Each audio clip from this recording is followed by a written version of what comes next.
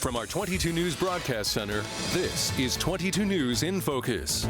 Good afternoon and welcome to 22 News in Focus. I'm Nick Oresco. April is recognized as National Financial Literacy Month, a campaign created 21 years ago to highlight issues surrounding financial literacy in the U.S.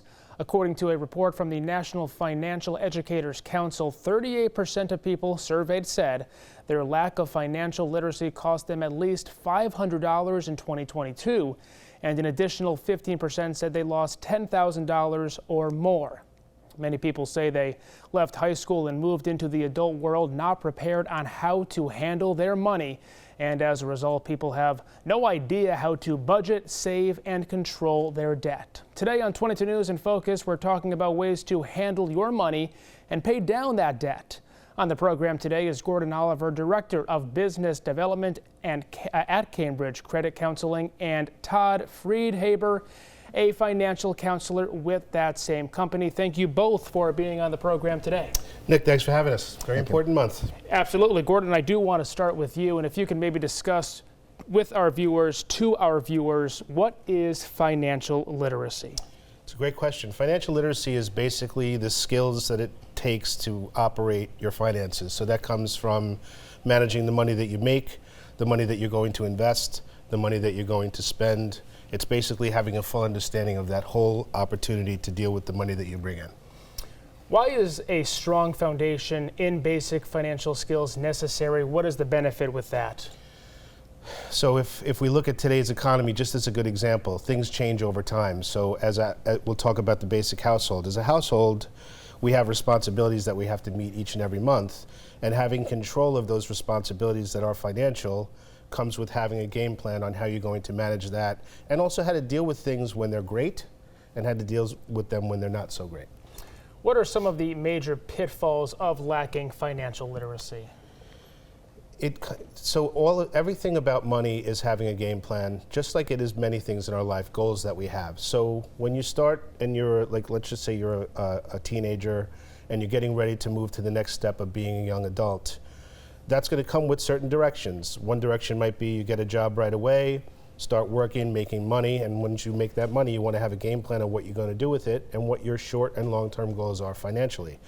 Another situation would be a young adult going into college, which obviously that's going to have a cost to it, and then living while you're in college is going to have a cost to it. So having a game plan about the money that you bring in is just essential, no matter what facet of life that you are in. If you're going to bring money in, you have to have a plan for it.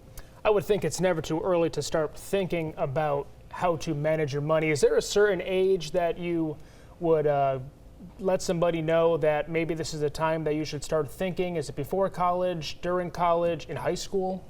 We're part of a very interesting ecosystem because we deal with a lot of the financial side when adults are getting into the financial area. But amazing programs like Junior Achievement that offer financial literacy options from K to 12, it's never too early to learn, in my opinion, starting with kindergarten, because the kids have to be old enough to start to understand, and then they teach at a level of understanding. The problem is it's a skill set. So the learning is great. It's kind of just like if you took a motorcycle class and just did textbook learning and then never got instructed on how to get on the motorcycle and be safe. Same kind of thing. Until you start making money and it's tangible, that's where the skills come in of what you learned about being financially literate. So you mentioned kindergarten. Are there some ways kindergarteners can start learning in a simplistic way? We even have on our website a fun children's guide to really start with the basics of money, what a coin is, what a penny is, what a dime is, what a nickel is, what a piggy bank is, how to start saving. So yes, you can have fun with it at all the levels up the line. When people come to you for help, what are some of the most common problems that you see? A lot of times when people come for counseling, it is because they've gotten to a point, and it's never too late, so let's even just start there, to a point where they've tried to uphold dealing with the situation that they're in.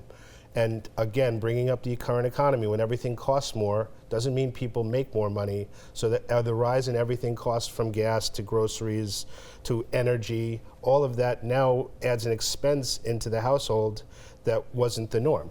So that has to be dealt with. So when people start to feel that crunch, you start to see things rise like credit card debt is at 1.13 trillion right now. That's insane. And that's because people are putting things on their credit cards and they're not paying for them right away. So somebody comes into your office, they don't know what to do. Obviously, I'm sure they're struggling. They have a lot of concerns. What are some of those first steps that you tell them to do?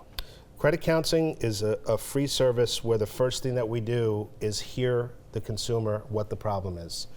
Once we know and understand what they're up against and what they're dealing with, the very next thing that we do is a budget. Some people don't love the word, so we can also call it a spending plan, which is basically, in today's day, how much money comes into the household, how much goes out for all the expenses from cars to mortgage, rent, groceries, entertainment, gas for the cars, insurance, all the things that money's going out towards. Yeah, you mentioned that word, budget. Why do you think there is such a stigma with that word? It's a control thing, right? So in people's head, the thing that they probably know the most is, I know what my paycheck looks like, so I'm pretty on top of what that income is. But what is the things that are, if not tracked and if not planned for, like grocery bills, if there's not a plan for that and you go into the grocery store with a list, or they say don't go hungry, obviously, because with being hungry you may start grabbing things that look terrific. Right. It's having a plan. So if the plan is I'm only going to spend $400 on groceries, at the end of the month, what did I actually spend? And if that's $600, that's where problems start. So you have a budget. What does that budget consist of, or what should it consist of? There's usually categories. So in housing is one, obviously, rent, mortgage, the cost of housing, foods, groceries, and non-grocery items like entertainment, car transportation, utilities, secure debts like car loans, flexible and miscellaneous spending. So there are many forms out there, even on our website. There are free download forms where it puts all the categories together, and we even have a website, mymoney-cambridgecredit.org, where you can create your budget. It has all the categories, it has some learning on it, and then once you build that budget, you can log in daily, weekly, monthly to continue to work on it to see how much you're spending and how much is actually going out and what you have left over for savings. You have those essentials, of course, in that budget. You mentioned them, household items, the They're all house, categorized too. rent, exactly. Yeah. What about items in the budget that are not necessarily necessary? Something that you want to go out on a Friday night. Do you put that in a budget as well? You do, 100%. Everything should have a money attached to it. If it's going to happen, it should have money attached to it. And one of the bigger things that's starting to deteriorate and has always been somewhat of a problem, we always recommend to have 3 to 6 months once you have that budget created in savings, so that if things go the wrong way or something happens, or you were used to overtime as income and then you lost that overtime and you were relying on that to pay certain bills, then you have to just readjust it. But you should have a pad so that if something happens that prevents the normal way of things for a month or 2 or 3, you have something to cover to meet those expenses. Right, that emergency plan. Gotta have it. You want to? I want to also, you had mentioned about should I plan for going out dinners? Absolutely. Every budget should include that, because if you're just working your budget and you're just saving up to go to expenses, and you don't plan that, I'm going to want to go out. Yeah. My spouse is going to want to go out. Mm-hmm. But it's funny that he said the B word. Yeah, we don't like saying the B word sometimes. No. Spending plan is a little bit more favorable. Yeah. Well, what does a debt management plan look like? So in the counseling session, when we do a budget, a lot of times it is unsecured and credit card debt that are at the point where they've maxed out. And in the counseling, we'll find out, what have you tried? Have you talked to your bank to get a loan for it to take care of the debt? Debt management plan is basically a strategy that we have relationships with every credit card company that there is, where they provide benefits of lower interest, which average at 8%, and in today's day it's 22, 27, 28 that consumers are dealing with. Lower payment, crucial, averages about 25% lower, so that it's more affordable right away. And then it's combined into one payment to make it easy. And then if people are behind on their accounts because they just tried to hold up the fort and then started falling behind, we're also able to get them back on track without them having to come up with all those arrearages once they make a few good faith payments. And the plan usually is a 44 to 48 month average at inception for them to be debt free. So the consumer went from stressed out to now knowing, for my debt, instead of going the wrong way and it increasing, I now have a game plan to pay it off. And we all like to have a little less stress Yeah. in our lives, Yeah, especially now. And I would say the counseling provides that no matter what the solution is and the advice given away, because a budget was done, we give an action plan on things to focus on and to go look after to try and make things easier. And just to have a discussion with a certified counselor to kind of throw some ideas out and listen to some of the counseling opportunity relieves the stress right away. Well, the first step to managing your money is creating a budget. After the break, we'll have that conversation. You're watching 22 News in Focus.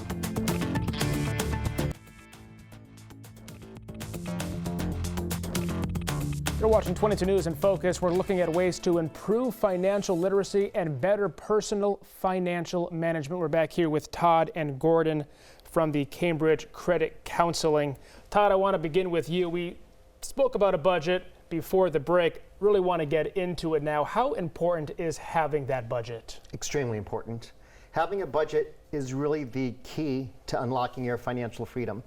Having a budget is going to be able for you to predict coming expenses, and once you know what you're going to be spending in the future for certain expenses, then you can start setting money aside, because that's really important, because when I start setting money aside, it allows me to start saving money towards my financial goals.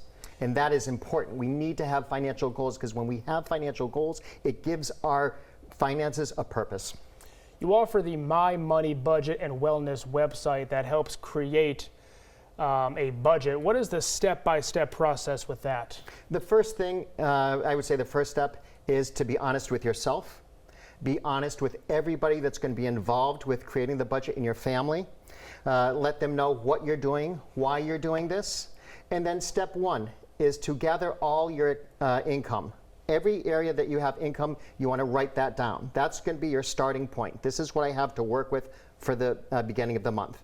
The next is I need to start keeping track of my expenses. You know, you might want to start just by taking a guess. You know, I've never kept track of my expenses before, but now I'm going to. I'm going to take a guess at what I think I'm spending on this. Now I'm going to start keeping track.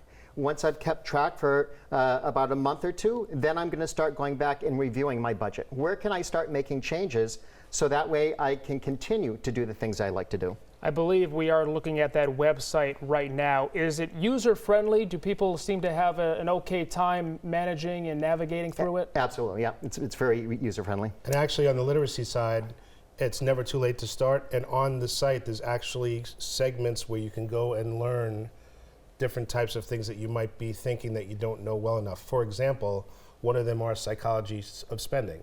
So you want to learn, do you have habits that may need to change with your spending, with the way you're saving? And so there's learning modules on there as well to move as you work that budget.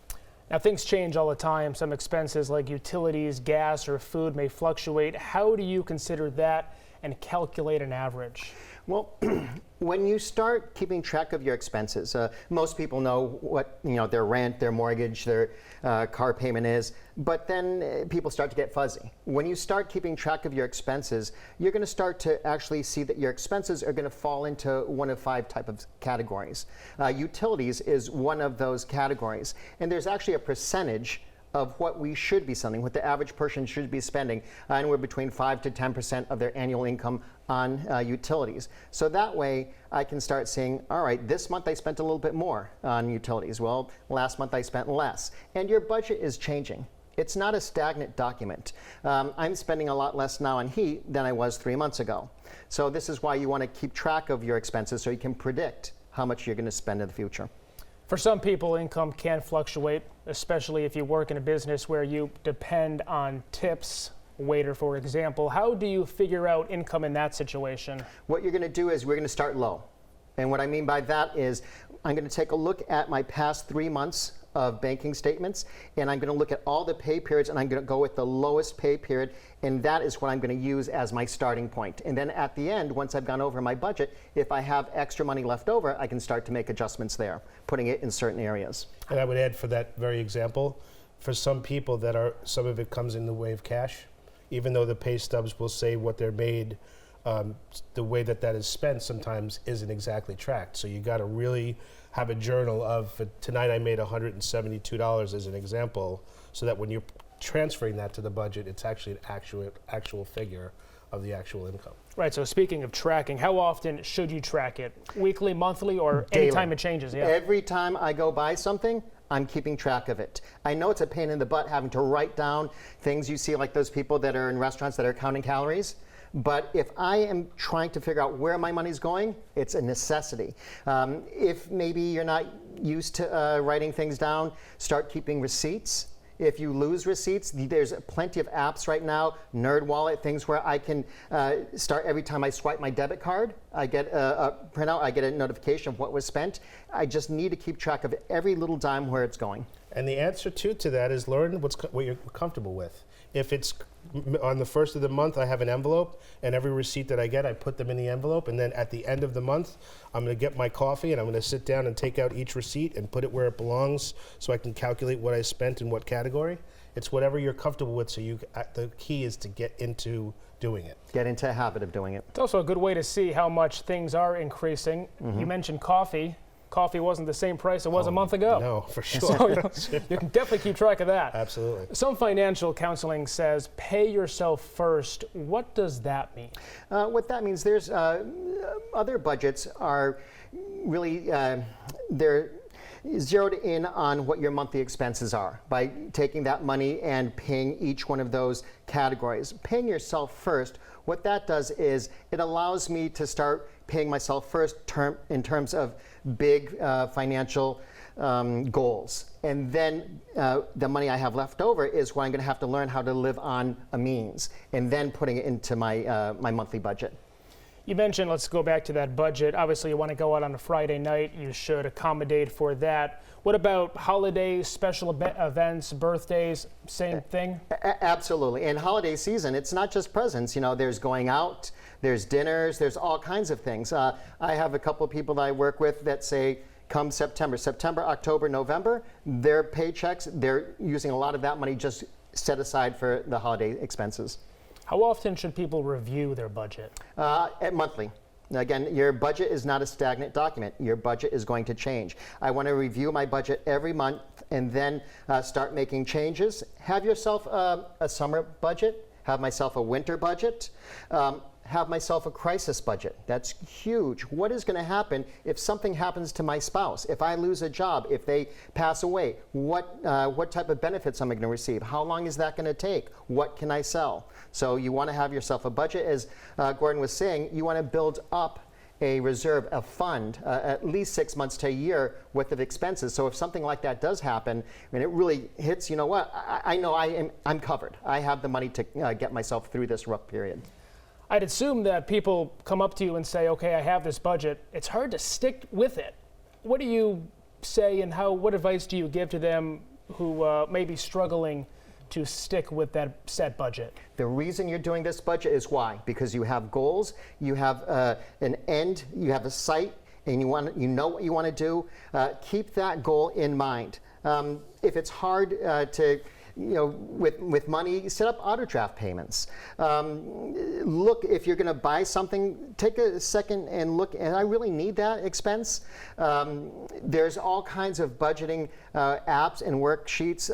You can go to Cambridge Credit Counseling and get all kinds of financial literacy help and tips. And as I was saying, NerdWallet, bankrate.com, they've got some really great information to help you along this spending plan and this budget period. And the key is start somewhere. Yeah. If it's too much each month to track that spending, well, start the budget this month, track the spending so you can match up what you think you're spending, and then revisit that in 3 months.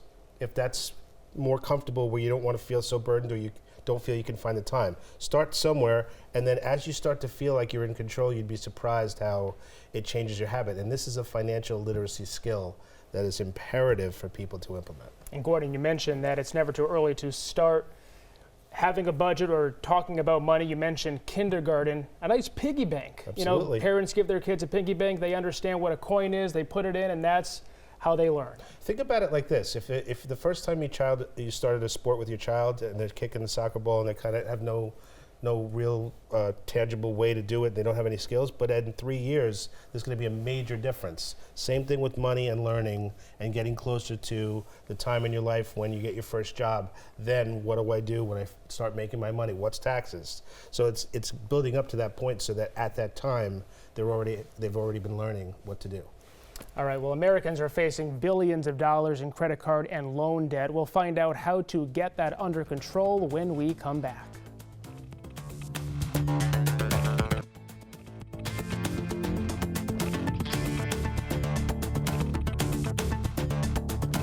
Back now with 22 News in Focus. Debt continues to be a huge problem for many Americans. According to the U.S. Government Accountability Office, in 2023, just last year, credit card usage in the U.S. reached a new milestone with balances totaling over $1 trillion. Now, while debt allows us to buy homes and cars, pay for college, and purchase things now without paying cash, eventually you will have to pay those balances off. Your credit score can make the difference on whether or not you can get a loan, credit card, or mortgage, and can influence the interest rate and monthly payment. Bringing back Gordon and Todd now from Cambridge Credit Counseling. Gordon, start with you. We have that budget, but also something you want to keep an eye on is that credit score. What is a credit score? So a credit score is basically a measure of several categories that are important to the lending community. So 35% are amounts owed, 30% is length of your credit history, 15% is new credit, 10% is the credit mix, and then of course new credit is 10% as well. And as a offering to the listeners of the show and family and friends, if you go to myfico.com, it looks like you have to hire a membership, but there's an education tab. Right on that education tab, there's 15 items of listings starting for what is a credit score, how is it measured. You can go right on there with a cup of coffee and just start reading about how it works. And for the confusing part about it is there are several different models that are utilized. Even one you might get from an app that's on the internet to track your credit, there may be one that Experian uses that has a different score, so it's confusing in that regard. But if you just know the basics and you focus on them, you said it in the onset, it is a crucial piece, not only to getting approved, but when you start getting into trouble is when you start getting that car loan now at a higher interest rate because your FICO score was low because some of these things, like the amounts that you owe, are too high. And even though you can get approved, and the used car market is very classic for this, you'll see signs that say everyone gets approved. That's maybe true, but if someone's already struggling financially, the last thing they need is a loan that has a majorly high interest rate. Right. It's nice to get approved for something. It's better to get a good rate. I don't want to have to pay you back $1,000 if I only borrowed $100. Right. Also, something called credit reports. Why is it important to pay attention to those? Well, we've seen many times there's a lot of data breaches now these days. So one most important piece is you want to be checking that the activity on your credit reports are accurate. And some great things that happened from the pandemic, one of them is, and this could be considered overkill, but on a weekly basis, you can pull your credit reports at no cost at a website which is annualcreditreport.com. And that's Experian, TransUnion, and Equifax. The advice we used to give was because you could only pull them free once a year, you would get one for the first quarter, review it, make sure everything's accurate, then pull the TransUnion the next quarter, make sure it's accurate, and then you can pull the third the next quarter that's accurate, and then do it all again the following year. Weekly might be a little bit too crazy to look at it, but monthly isn't off. And if you're going to do a transaction that you know is going to show up, whether it's an inquiry for a pre-purchase of a mortgage or something like that, it's a good idea to take a look at it and see that everything is accurate on there. Say you take out a loan or you bought a new car, now you have a loan for that car. How much time does it take for that credit score to match what you just did? Well, first of all, the inquiry of approval is going to show up right away. So that's something that you're applying for that's going to have, and this is where people panic with FICO score. Even something as simple as in 30 days, if you had a credit card that had $500 as a balance on it, and then let's say it's the holidays and you bought $2,000 worth, and when it hits that reporting, your FICO score drops because of the utilization, people panic all of a sudden, but that's a short-term hit.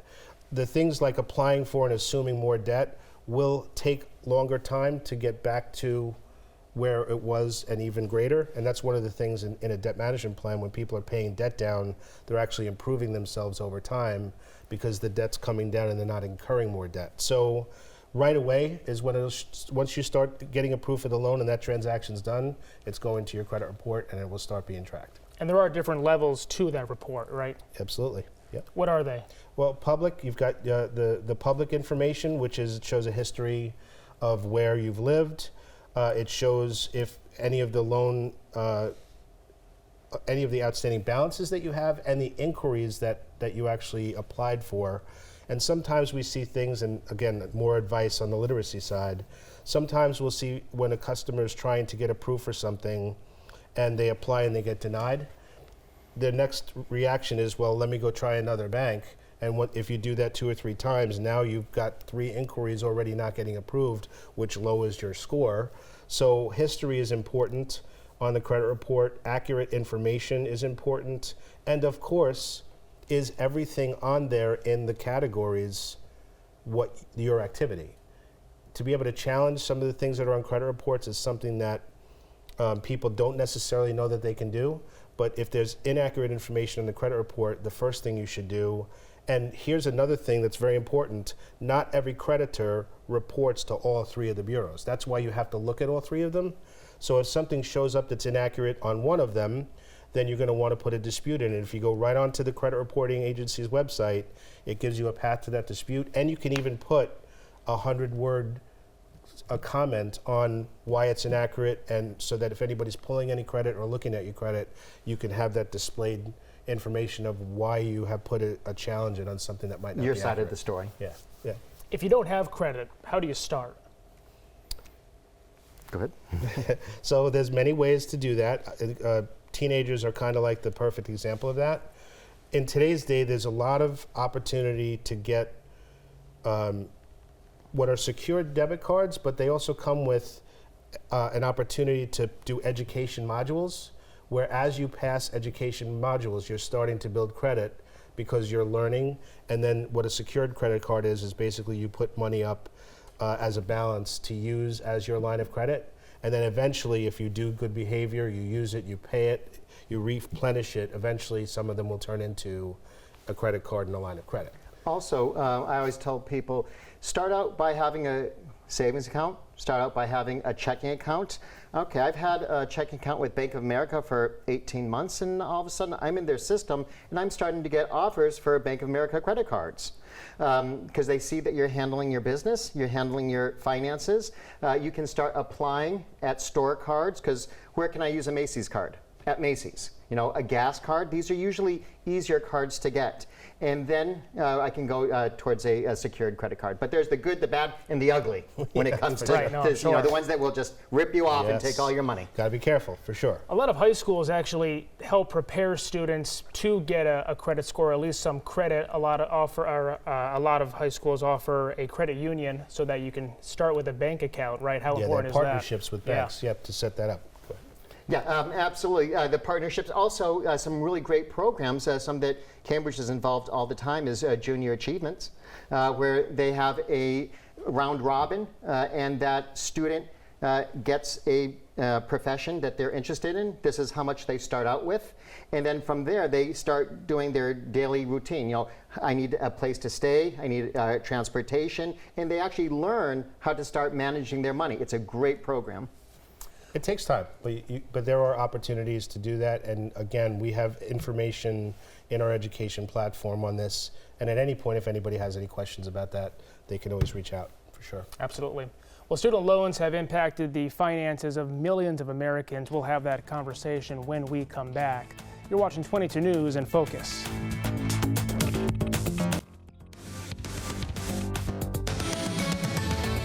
Welcome back to 22 News in Focus. Today's topic is on financial literacy and best practices in managing your money. Public student loan forgiveness is a hot topic, with millions of Americans owing billions in student loan debt. Todd, start with you. What is the PSLF program and who is eligible? Public service loan forgiveness. Yeah, that's also that. Yes, that's the hot topic in the news. Public service loan forgiveness is one of two of the forgiveness programs that the federal government has set up. The other being teacher loan forgiveness, predicated only for teachers. Public service loan forgiveness is for teachers and everybody else that receives a paycheck from the district, everybody that works for a nonprofit, a 501c3, a municipality. I work for the federal government in the Department of Homeland Security. I am the town librarian. Our workers, Cambridge Credit Counseling Corporation is a 501c3 nonprofit. So we are eligible for public service loan forgiveness.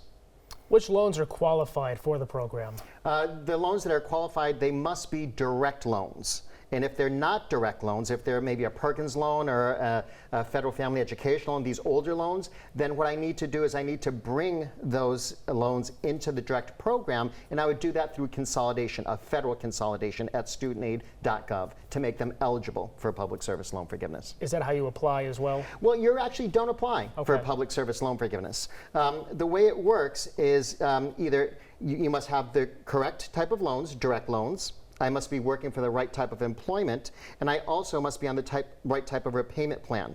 And what's going to happen is every year there's a application, a public service loan forgiveness application.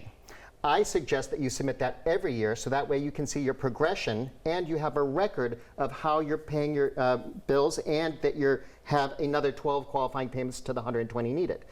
You don't have to submit that application until the very last, after the 120th payment. But again, I recommend that you do that. Right now, there's a really critical program right now, and what's happening is called the one-time payment account adjustment. For those people, as I mentioned before, you have to have direct loans. For those people that don't have direct loans, if you apply for consolidation to bring those FFEO loans or Perkins loans into a direct consolidation before April 30th, then what's going to happen is the Department of Education is going to give you retroactive credit as if you always had direct loans and as if you've always been on the right type of repayment plan, because you have to have the right type of loans, you have to be working for the right type of employment, and you have to be on the right type of repayment plan. But as of right now, if you consolidate, they're going to give you credit as if you've been on the right type of repayment plan. What if somebody defaults their student loans? What happens then? Well, default on a federal student loan is 270 days of non-payments, 9 months. And a lot of bad things can happen. Putting your head in the sand and not doing anything usually does not end well when it comes to the federal government. They have special powers where they can take your taxes, they can put liens against paychecks, they can do quite a few different things, come in, take money right out of your account. There are several ways to get out of default. The traditional way has been either consolidation, rehabilitation, paying everything off, a tax where I'm letting them take my taxes. So there's been a traditional way, but the advice I've been giving to people lately has been to be on the Fresh Start program. That is a program that the federal government has set up that will be ending the end of September.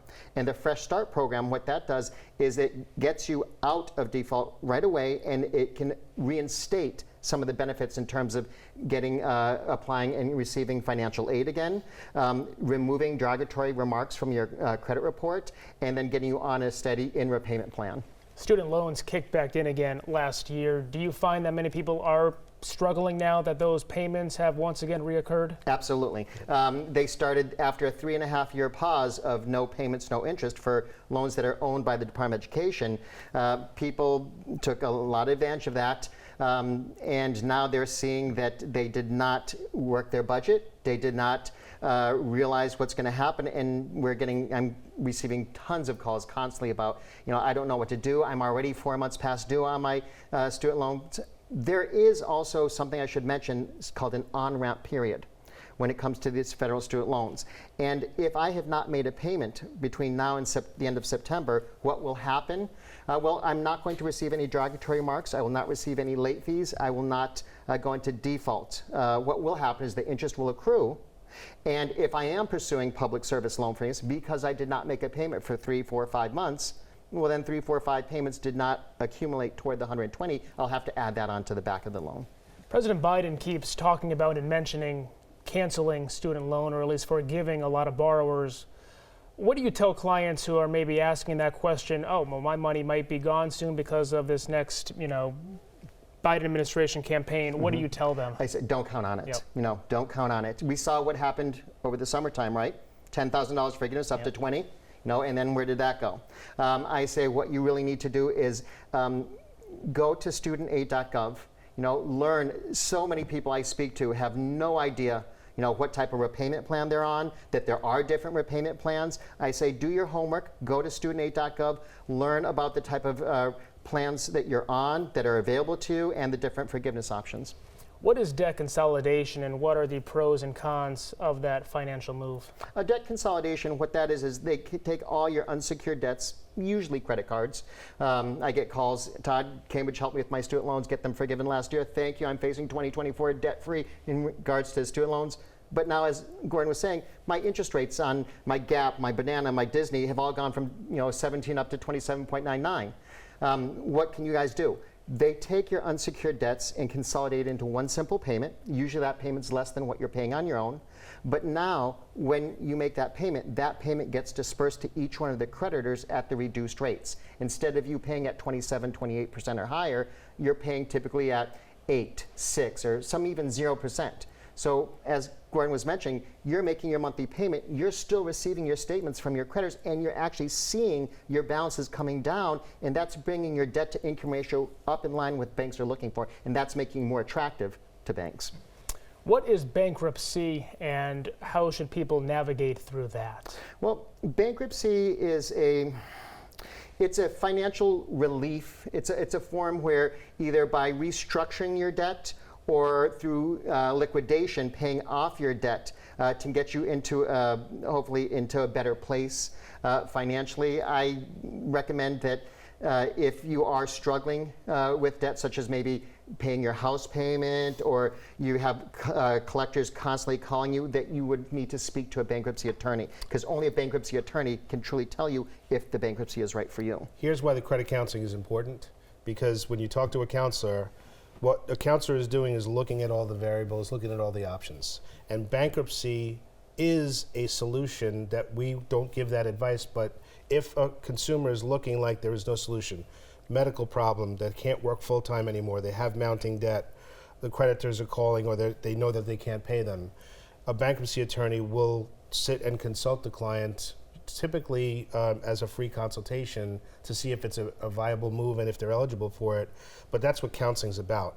What are the options? Let's narrow down what the choices are. Let's let you, the consumer, make the choice once you know what the options are. And bankruptcy sometimes is a process that helps people get a fresh start when they need it. And that's why it's been in place for a long time, and that's still why in economies like this, it's something that people may have to consider. And make no doubt about it, though, it will negatively impact your credit harshly.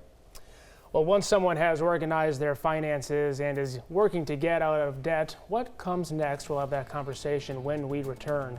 You're watching 22 News in Focus.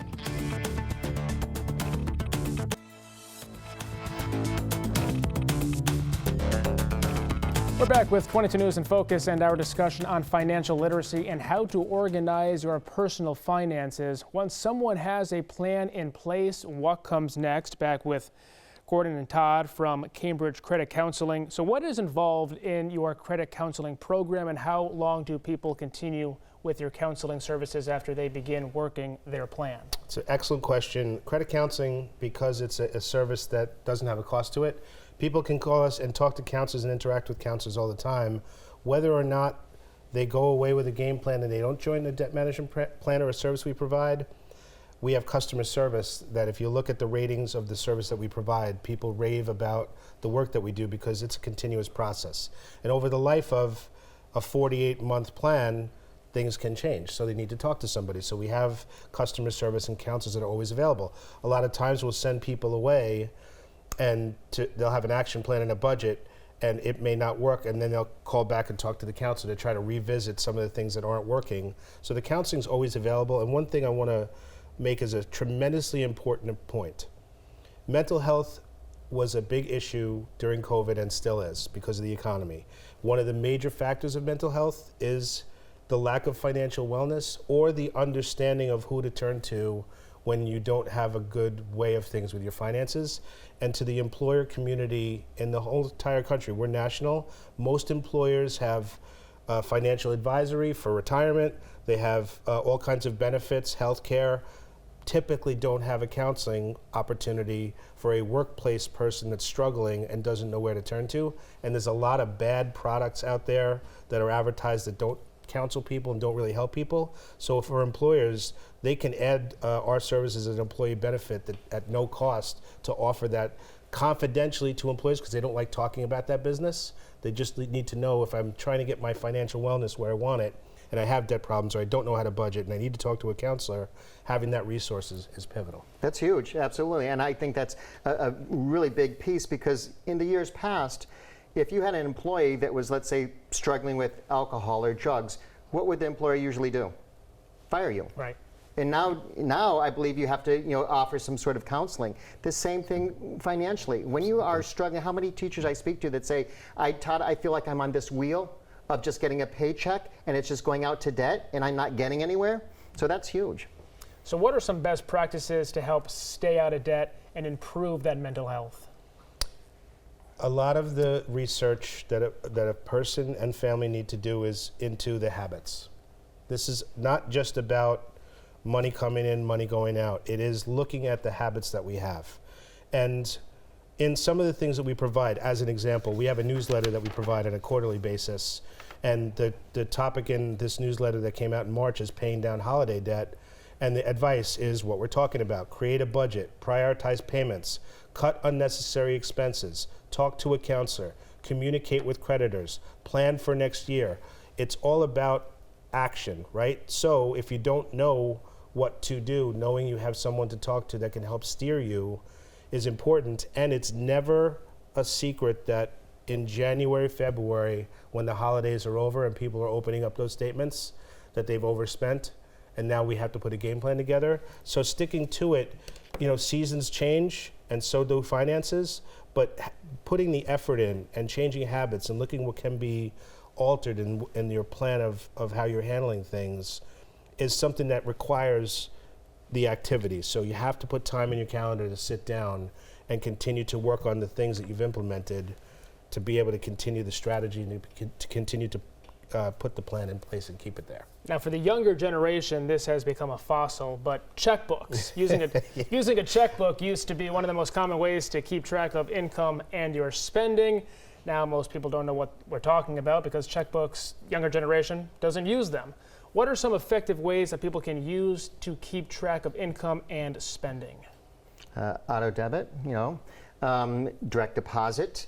As I had mentioned before, I can go to, there's some really great websites where I can have a budget, a spending plan. So these are all things that are going to help gear you and get you into a financial successful position. Yeah, and most of the banks now have the platforms that actually have the journal if you use that card. If you don't, that's only one piece of the puzzle. Then you have your credit card that has the line items of what you spent money on, and that's typically going to be all spending and the payments that you make. The killer sometimes in this is cash, because if you're spending and using cash and you're not tracking it properly, that's the data you don't have unless you keep it. So in the check register, same thing. If you had cash, the check register was good for everything that required a check and a balance, but cash becomes some things that get lost in the shuffle. So you've got to be very mindful if you're going to pay cash for things, that you've got to track it or at least document it and journalize it. And this is where I mentioned keeping track of every time you spend money. Younger generation doesn't also carry cash either. So that's, well, that's good. I don't think we have to worry about that. No, that's good. They'll have all the data, which is important. How often should people review bills, account information, bank statements, everything like that? Monthly, yeah, absolutely. Every month you should be looking at your statements. It might seem overkill, but there's a reason that they put that you can review your credit reports on a weekly basis, because if you can see that a Citibank or a Target can get their data breached, even one of the credit bureaus had their data breached. So the answer to your question is, identity theft, it has been on the rise for a long time. And if you deal with someone that has to deal with getting that fixed, it is a painful exercise. What that means is pay attention as much as you can. And if you're given a weekly opportunity that's too much, at least monthly you should be just printing them or looking at them, making sure everything's accurate, there's no new items, nothing's changed. Because if something does and you're on top of it, you have a chance to fix it quicker. And a lot of the banks, to their credit, have actually put some checks and balances in when some transactions don't look like they make sense. So they're helping too, but you've got to take onus of your own situation. If you're given that tool to verify information on your credit profile, at least monthly. And the good thing is that everything is usually easily accessible because it's all on your phone, and we always carry our phone. Absolutely. So no excuses, right? No, and the credit bureaus, they're very readable on each of the credit bureau's websites on your phone. So, do you offer seminars on financial literacy? Absolutely. Yes, we do. We're constantly going to the high schools. We're going to the men and women's correction facilities, the homeless veterans. So we're constantly out in the community. I think we reach in a normal year about 7,000 people out in the community. Yeah. And now that COVID's given us the opportunity, beforehand we had a hard time getting people to show up on virtual sessions. Again, because we're national, now we have that ability to do workshops where people can be in their own home, having a cup of coffee, and just tuning in on a Zoom that we can set up for those workshops. So we are always willing to do them and always available for it. Unfortunately, a lot of people live paycheck to paycheck. How do those Americans or people keep up to date with their bill paying? Crisis budgets are something that is important to understand. There's going to be times potentially where you have to prioritize the things in your budget that are going to get paid and the things that are going to fall by the wayside. And those are typically the essentials, right? A roof over your head, food to eat, transportation to get to work. You have to put a priority in place if you get into that situation. Paycheck to paycheck, budgeting is even more important, and tracking that spending so you can know if everything's going to be tight, where the dollars are going, so you can make the best decisions month to month. Being able to predict what your expenses are going to be in the future. All right, I'll have some final words after the break. You're watching 22 News in Focus.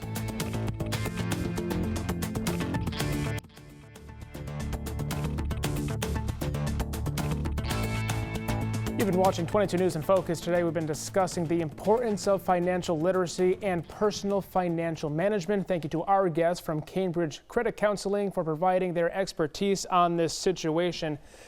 Gordon, Todd, anything else you'd like to mention before we leave this Sunday afternoon, where people can find you if they do need help? The website's cambridgecredit.org.